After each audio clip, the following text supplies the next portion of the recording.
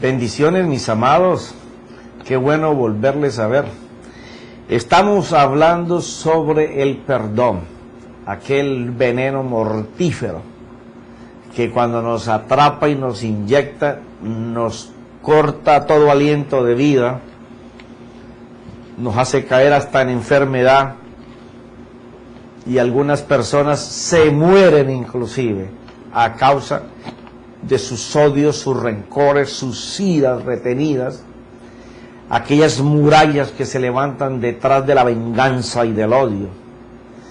Y que mientras estemos contaminados de esta manera, vamos a contaminar a todos nuestros familiares, los que estén cerca de nosotros. Nadie va a querer estar contigo por la forma en que todo el mundo dice: ese hombre, esa mujer es negativo. Todo lo que habla es malo, dureza, pobreza, miseria, dolor, angustia. Pero lo que no se sabe, lo que no saben ellos es que detrás de todas esas murallas hay falta de perdón. Entonces, aunque nosotros nos enfermemos a causa de todo esto, aunque programes una venganza sistematizada en contra del que te hizo el daño, porque esas fueron cosas que yo intenté hacer a través de mi vida, de 22 años de vivir en ese estado de venganza, de odio, reprimido, como si no tuviera ningún valor, tratando de demostrar que sí valía, de ganarme el aprecio, la confianza de los demás, compitiendo por ser el mejor, para poder llegar a apabullar a aquellos que me habían hecho daño. Aunque todo eso fue programado por años, a lo último me di cuenta que no solamente estaba igual, sino peor, porque tenía una cantidad de enfermedades físicas que habían llegado a mí a causa de esos odios contenidos por años.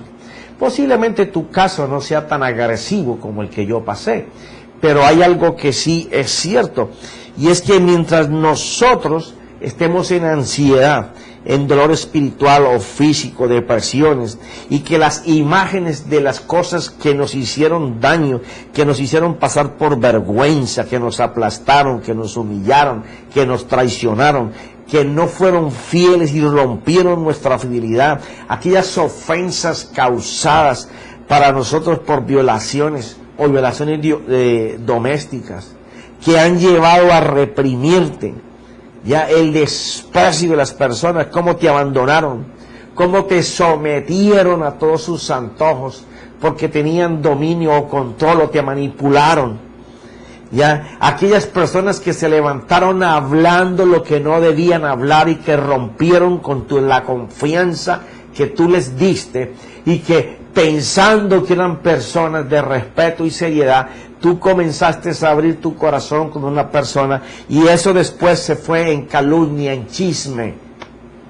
Porque hay personas que no saben y guardan en su corazón, porque eso es una defensa.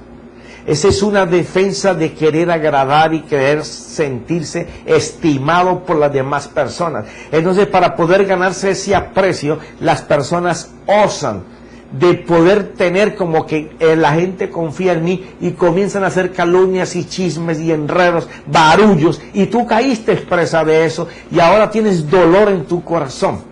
Nada de eso va a desaparecer si tú no perdonas y te perdonas. ¿Por qué razón? Eso es lo que va a causar en más problemas espirituales y físicos, que va a afectar todo tu entorno. Y saber que todo este sufrimiento viene producido solamente por el pecado y las malas acciones tuyas o de otros contra ti. El miedo que se levanta en tu vida, los temores, las angustias, van a ser tan fuertes y poderosos hasta que tú los enfrentes con la verdad de Dios. Una vez que la palabra, una vez que la vida de Dios comienza a entrar, dice Ezequiel en el capítulo 36, versículo 21, dice que si el rocío del agua de Dios, no es que lo voy a buscar, Dice que si el rocío del agua de Dios nos cae sobre nosotros, Dios va a poder tomar nuestro corazón de piedra y convertirlo en un corazón de carne, un corazón donde Él pueda colocar su espíritu. Porque así es la palabra de Dios. Ella es viva, ella es espíritu. Y si nosotros permitimos, oye bien, que el rocío del agua de Dios caiga sobre nosotros, Dios va a poder convertir ese corazón de piedra, ese cuerpo de enfermedad, de angustia, esa mente de aflicción y de tormento. Dios la va a poder colocar en un corazón de carne, un corazón donde Dios pueda colocar su espíritu, donde Dios mismo, Él mismo, con sus manos, vuelva a rehacer todo aquello que estaba perdido, que estaba dañado, que estaba destruido, y Dios lo puede volver a traer, para que tú puedas volver a ser sensible a la vida de Dios, para que recuperes tu salud física y espiritual, para que empieces a vivir, porque desde el momento que el tormento de la angustia, el pecado y el odio y el rencor se apoderaron de tu corazón y la venganza fue lo primero que se planificó en tu mente, ya tú empezaste a retroceder. En vez de vivir un día más, vivías un día menos y vives un día menos. Yo conozco de eso. Se avanza pensando en que se puede tener metas, pero es falso. Nos retrasamos todos los días, porque ese monstruo que está dentro de nosotros sale a batir, a acabar con todo lo que mira y lo que ve, que quizás nada más diga una palabra que nos lleve a nuestro pasado, y ahí mismo revienta. Pero qué bueno que el rocío de Dios está sobre nosotros a través de su palabra, porque Él dice, en lo que leímos en el capítulo anterior, que si en el nombre de Jesús, que es tan poderoso, y en ese nombre todo se dobla, todo se sujeta, y nosotros sabemos que Él está para protegernos. Padre, no te pido que los saques del mundo, sino que los guardes en el nombre de Él. Y si a eso le llega el rocío de la palabra de Dios, entonces nosotros seremos una nueva criatura. Nosotros tendremos una nueva fortaleza, una nueva fuerza. Pero tiene que llegar la voz de Dios. Mira lo que dice Juan ahí en el capítulo 16.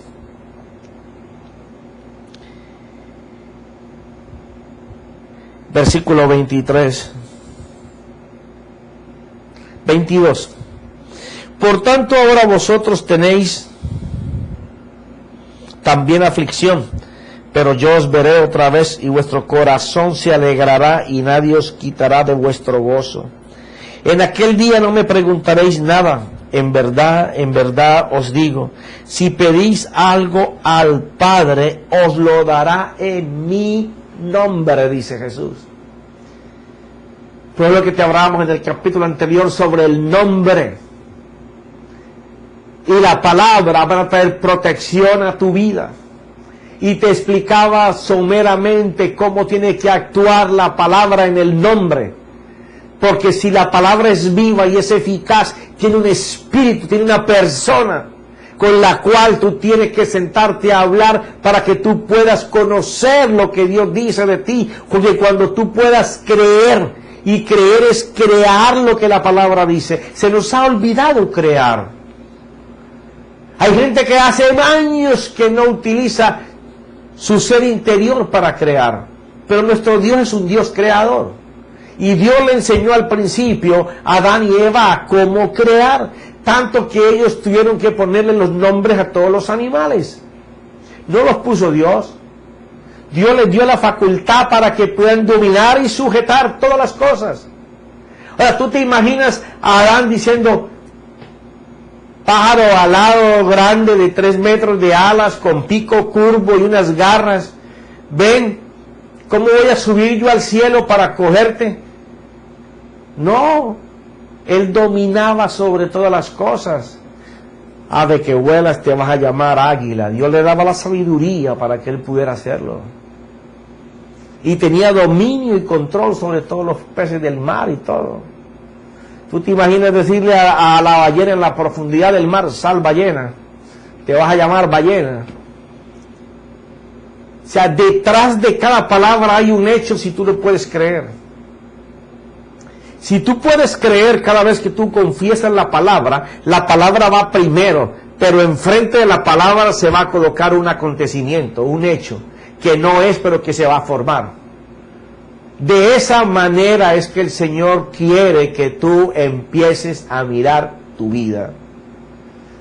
Tienes que dejar lo que has vivido para empezar a vivir lo que Dios dice que tiene para ti.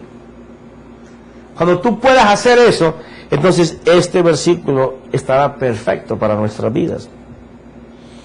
Verdad os digo, si pedís algo al Padre, os lo dará en mi nombre. Hasta ahora, nada habéis pedido en mi nombre. Pedid y recibiréis, para que vuestro gozo sea completo. Quiere decir que si no tenemos la vida que nos queremos dar, según los principios de Dios, que es paz, seguridad, confianza, armonía, alegría, felicidad, salud, Dios no te está dando cosas que no sean lo que la gente anda buscando en el mundo. Son las cosas básicas. Y cuando tú te aferras a Él, no te da lo básico, te sobreabundan muchas más cosas. Dice que no las tenemos porque hasta ahora no hemos pedido nada. ¿Qué es lo que querrá decir el Señor con que no hemos pedido nada? ¿Acaso no le hemos dicho, Señor, sácame de aquí, Señor, muéveme de aquí, Señor? Es que lo que pasa es que el Señor no escucha quejas avanzas. Quejas avanzas es quejarse todos los días con lloriqueos y lamentos, y hay gente que lo adorna con una retahíla de palabras. No, Dios quiere tu corazón. Dios quiere que cuando tú le hables a Él, tú le hables con lo que tú quieres que Dios haga específicamente en tu vida, basado en el nombre de Jesús y lo que Él prometió en la palabra. Pero es que si el rocío de Él cae sobre ti, Él va a transformar tu corazón. Él va a transformar todo tu ser. Mira lo que dice en Corintios, 2 Corintios 4:6. Dice, pues Dios que dijo, de las tinieblas resplandecerá la luz, es el que ha resplandecido en nuestros corazones para iluminación del conocimiento de la gloria en la faz de Cristo. Vamos a hacer esto bien despacito. ¿Quién dijo que de las tinieblas iba a resplandecer la luz? Dios. O sea, está de por medio la palabra de Dios. Ahora, ¿qué es la palabra? ¿Por qué tú, profeta, me hablas tanto de palabra y palabra y palabra y el nombre y palabra? Ah, porque es que Dios es un Dios de pactos. ¿Qué significa pacto? Gracias por preguntarme. Es como tener este papel escrito y aquí abajo lo dice, lo firma Dios. Pero aquí hay un contenido. Y el contenido dice una palabra, como esta que está aquí. Entonces dice, si tú haces esto y esto y esto y esto y esto, yo Dios garantizo que por cuanto es en el nombre de mi Hijo, porque todo está firmado aquí abajito con la letra que dice en sangre Cristo Jesús, esto es lo que autoriza que lo que Dios prometió, tú y yo lo podamos tener. Pero profeta, yo entendía que era por gracia y que yo no tenía que hacer nada, que ya Jesús lo había ganado todo. Bueno, es que hay una malversación de la palabra gracia.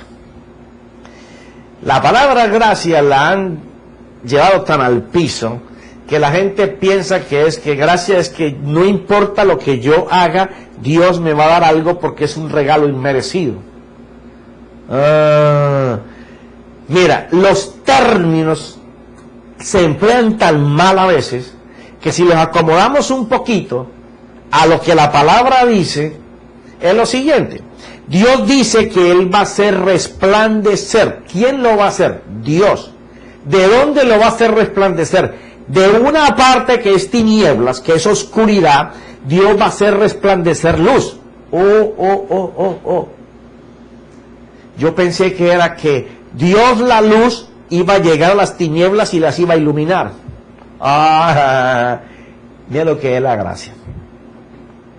La gracia es el favor de Dios sobre una persona. La gracia, la bendición de Dios sobre una persona. El favoritismo de Dios sobre una persona. Ahora, ¿por qué sobre una persona? ¿Por qué Dios favorece a esa persona? Porque es que como la gracia es un favor que Dios le da a una persona, y esa persona se encuentra, en este caso, estamos hablando del odio, se encuentra allá en lo profundo de las tinieblas, atrapado, encadenado y encarcelado por el odio, el rencor, la amargura, la aflicción, el deseo de venganza, el deseo de querer coger y matar. Porque, cuando uno está odiando es cosa seria. Si le llega por ahí el paciente, vea, yo me acuerdo cuando me pasaban esas iras. ¿Qué es lo que pasa? Si el favor de Dios es inmerecido para tirárselo a cualquiera, entonces, ¿por qué no se lo ha tirado a personas que han muerto en delitos y pecados? Criminales. O personas que no fueron tan malos, pero no les llegó la gracia. Porque es que la siguiente cosa es así. Una persona que está en la oscuridad, está en pecado, está ofuscado por la vida que lleva, por las acciones que fueron tomadas contra él, o las que él hizo, o las decisiones erradas de otro, o las errores, o las decisiones erradas de él, que lo tienen en tinieblas. Y la gracia de Dios está aquí. Y la gracia de Dios va a iluminar esa vida. Pero la gracia de Dios no se la van a tirar así. Oye, tú no te mereces la gracia, ni me has llamado, pero tenla. No.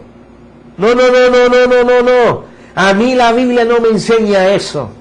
A mí la Biblia me enseña que si yo estoy en tinieblas, en oscuridad, en cárceles de prisión, estoy atado al pecado, al dolor, a lo que yo esté, a la enfermedad, hasta que yo no clame por Dios.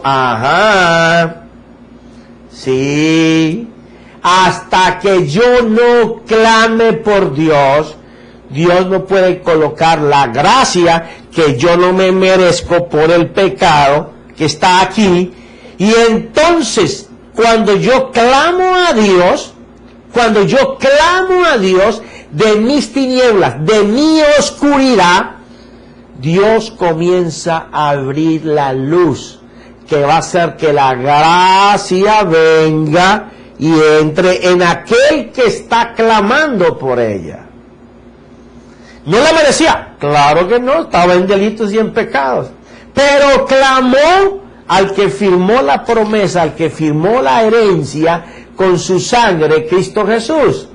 Por eso hemos estado hablando todos los pasados temas, que si no clamamos a Dios, Dios no va a poder venir a sanarte, Dios no va a poder venir a salvarte. Dios lo desea. Él no fue a la cruz y murió solamente por un puñado. Él murió por toda la gente que está en el mundo. Ahora, todos los que están en el mundo, en tinieblas, no van a tener la luz para llamar a Dios. Es una luz en tu corazón en donde en algún momento tú clamas: Señor, ayúdame, Señor, líbrame, Señor, sálvame. Y entonces alguien me dirá: pero bueno, alguien nunca clamó.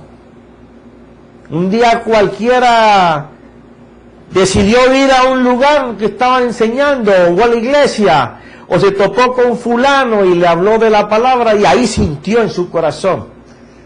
Bueno, muchas veces personas han estado orando por hijos, por padres, por parientes, por familiares, por amigos.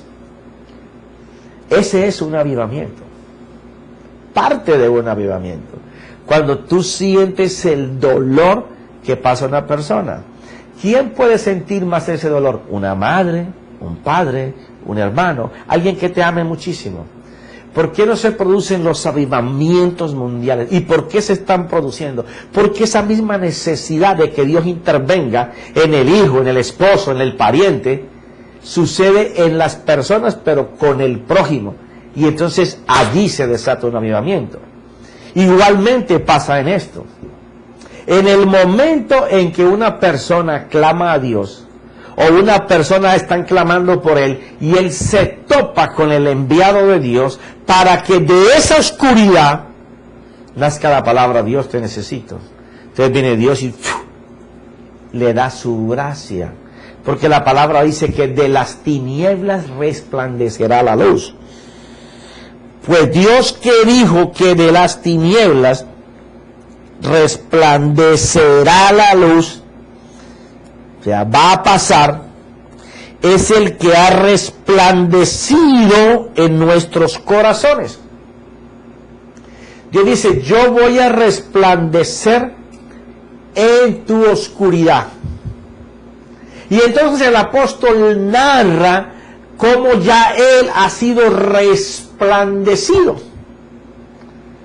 Quiere decir que si nosotros no operamos el nombre de Jesús para ser protegidos, para ser sanados, como decía Jeremías, clamando a Dios, invocando a Dios de todo nuestro corazón. No es que te lo voy a leer. Mira cómo dice.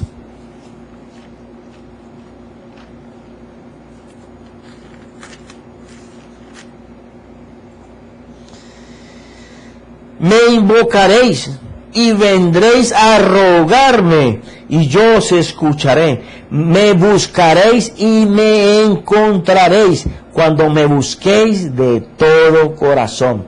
Me dejaré hallar de vosotros, declara el Señor, y restauraré vuestro bienestar.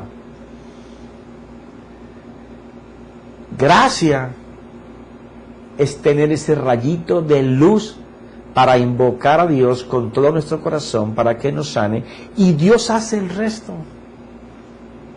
Pero si tú te enconchas en tu problema y tú no dices: Señor, ven, sáname, Señor, ven, líbrame, Señor, llevo años, meses y estoy atrapado en este odio, en esta sed de venganza, esto es lo que me lleva es a estar enfermo, esto es lo que me lleva es a verlo todo oscuro. Pero cuando tú empiezas a clamar, de esa oscuridad Dios va a hacer resplandecer de ella la luz de Dios. Y entonces dice que ha resplandecido en nuestros corazones para iluminación del conocimiento de la gloria de Dios en la faz de Cristo.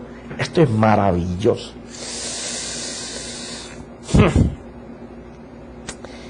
Nosotros vamos a comenzar a iluminar cuando clamemos a Él, y entonces el conocimiento de la gloria de Dios. Oye bien esto, el conocimiento de la gloria de Dios, porque son palabras, son verdades. Recuerda que estamos mirando en el nombre de Jesús. Él nos va a proteger por su palabra. Entonces, una vez que la palabra comienza a llegar, porque tú clamaste al Señor: Jesús, sálvame, ayúdame, viene el resplandor de Dios y comienza a iluminar de ti, comienza a devolverse, a salir la luz de Dios. ¿Por qué? Porque lo que antes conocían la gente, que era aflicción, dolor, amargura, estado de estrés, de ira, de enojo, de depresión, el rito en la cara de amargura, la manera de contestar, de atacar a todas las personas, de ofender, de dañar, de lastimar, y ahora la gente comienza a ver cosas distintas. Entonces el conocimiento de Dios comienza de ti a resplandecer, a mostrar demostrar lo que Cristo ha hecho en ti. Por eso es que tienes que darle la oportunidad a Dios. Si tú no le das la oportunidad a Dios, no lo vas a poder lograr. Ahora fíjate lo que el apóstol dice.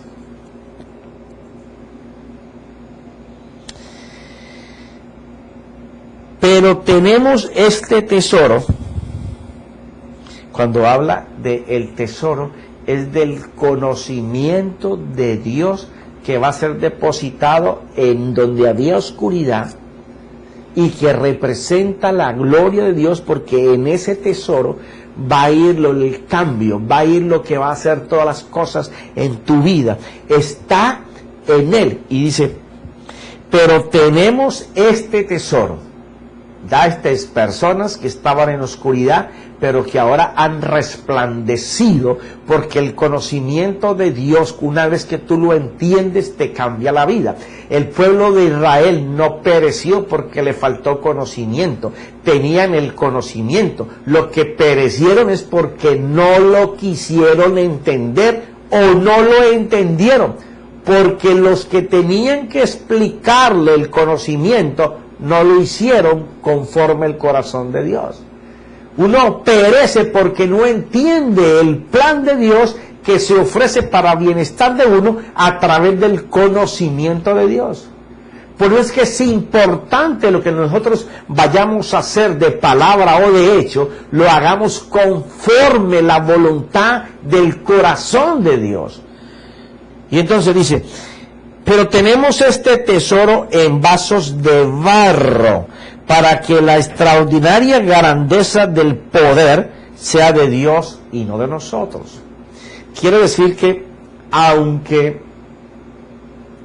lo que va a pasar cuando el nombre de Jesús esté encarnado en nosotros, y que todo lo que hagamos sea en el nombre de Jesús y para agradar a Jesús, vamos a recibir la protección en este mundo en el que vivimos, en base a la gloria y al poder de cambio que tiene la palabra de Dios, que de nosotros va a iluminar a todo el mundo, enseñando el poder, la unción, la gloria y la autoridad que tiene esa palabra creída en nuestro corazón, en que el Señor la va a hacer. Pero que para que eso suceda, Dios ha determinado que nosotros seamos recipientes de esa palabra, pero no recipientes lujosos. Y cuando hablo de recipientes lujosos, no es que Dios anda buscando que tú seas mísero, enfermo, pobre, en decadencia, que te falte de todo, no. Sino que tu carácter se deje moldear como el barro se deja moldear en las manos de un alfarero. Porque si no es de barro, sino que es fundido de hierro, de oro o de otro material, no va a ser moldeable a la mano de Dios. O sea, la gloria y el poder de Dios va a estar sobre una persona, no solamente porque clave en el nombre de Jesús, para que la palabra lo proteja, sino que él tiene que darse cuenta de que si en tiempo pasado su vida fue un desastre, o se la hicieron un desastre, él tiene que entregarse a Dios para que Dios sea el que moldee ese barro, para que siga resplandeciendo esa gloria de Dios. Entonces dice el apóstol,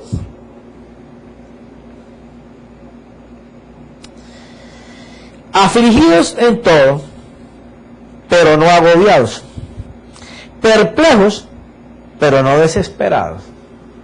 O sea, tenemos una vida en este mundo que nos va a llevar a estar afligidos muchas veces, o nos va a afligir en muchas cosas, o en todas las cosas. Vamos a quedar como perplejos de ver cómo, siguiendo a Dios, nos llegan estos problemas. Pero dice, no desesperados. Porque la persona desesperada es aquella que pierde el control, el dominio propio, y comienza a tomar decisiones en cómo él arreglar las cosas. Pero como vimos en el versículo anterior, que se trata de que la sabiduría de Dios, que va a operar en el nombre de Jesús, que es la que va a cambiar las cosas, se tiene que colocar en un recipiente de barro, un carácter moldeable. Entonces, aunque tengamos aflicciones, aunque a veces nos encontremos afligidos por el problema, perplejos de que nos esté pasando a nosotros que vamos a la iglesia o que creemos en Dios, dice, a pesar de eso, no nos vamos a desesperar.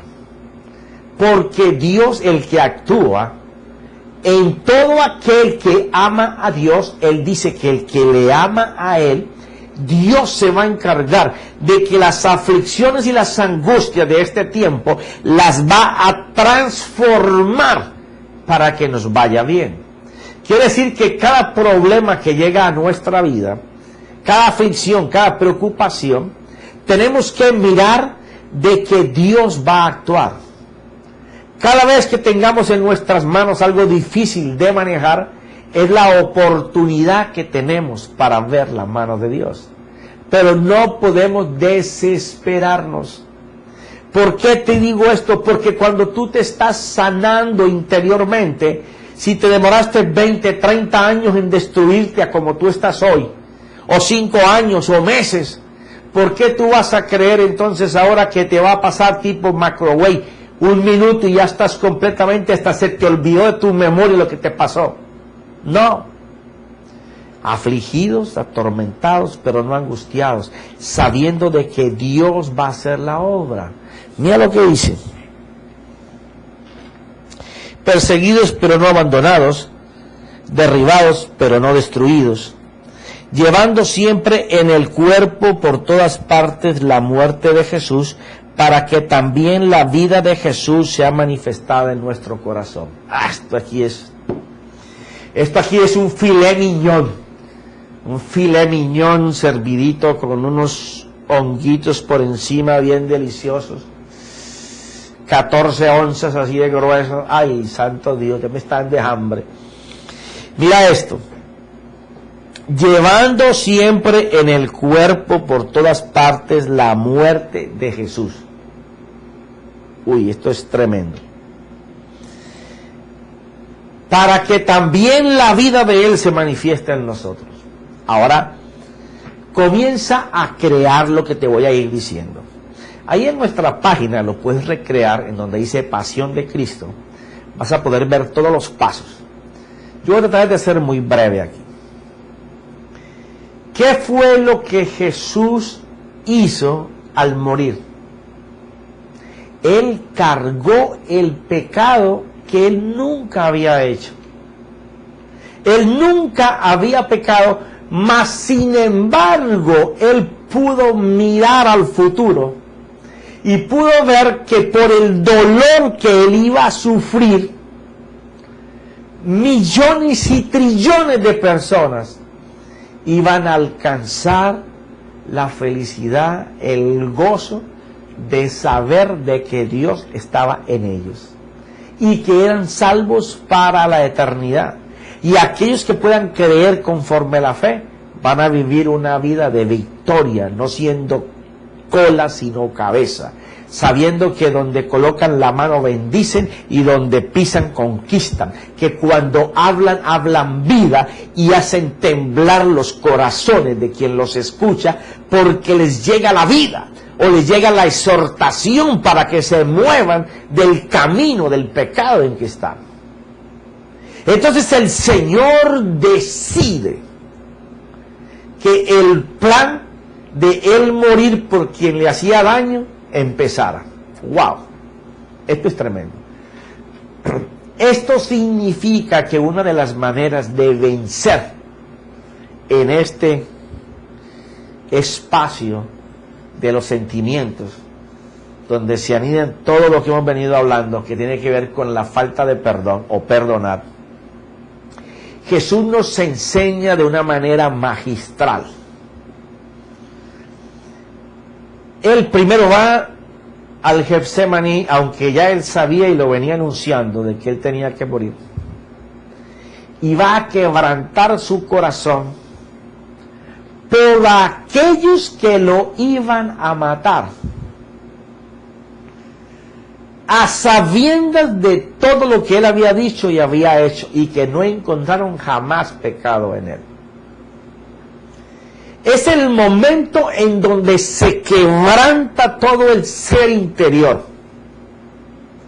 Dice la Escritura que gemía de tal manera que el dolor era tan profundo que salía, dice Lucas, porque él era médico y sabía lo que estaba pasando aquí en este momento de angustia, lo pudo entender mejor, que gotas de sangre se mezclaban con su sudor. Ahora yo te pregunto, ¿has tú llegado a orar para pedirle perdón a quien te hizo daño y llegar a un quebrantamiento de tal manera que tú sudes? Imagínate, lágrimas confundidas con sudor por el esfuerzo físico que siente el cuerpo del quebrantamiento, del dolor que tiene el alma. Jesús ahí en el Getsemaní se está preparando para ir a cargar el pecado que él no cometió. Por primera vez el pecado iba a estar sobre él y él sentía el dolor de tener el pecado. Por eso él estaba en ese estado de angustia.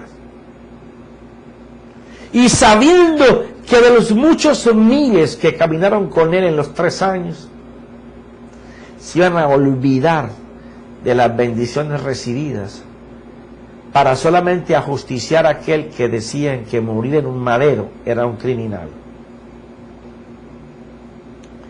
Pero él no escatimó nada para llevar ese pecado con él. Y ahí es el paso que le llamo en este estudio la actitud. Cuando tú llegas a ese extremo en que ya quieres pasar lo que estás viviendo y decides que vas a perdonar o a pedir perdón, o aunque no te perdonen vas a ir a pedir perdón, estás en el Getsemaní. Estás en el lugar de quebrantamiento, en el lugar de dolor, en el lugar en que tu alma se está quebrando porque tú dices, yo no he cometido pecado, me lo hicieron a mí. Pero cuando tú estás tomando esa decisión de morir a algo que te está atormentando, tú estás empezando a tomar la actitud de cambio. Estás empezando a caminar hacia la cruz. Estás empezando a ir hacia el Gólgota. Estás empezando a ir a crucificarte. Profeta, pero ¿cuál es mi cruz?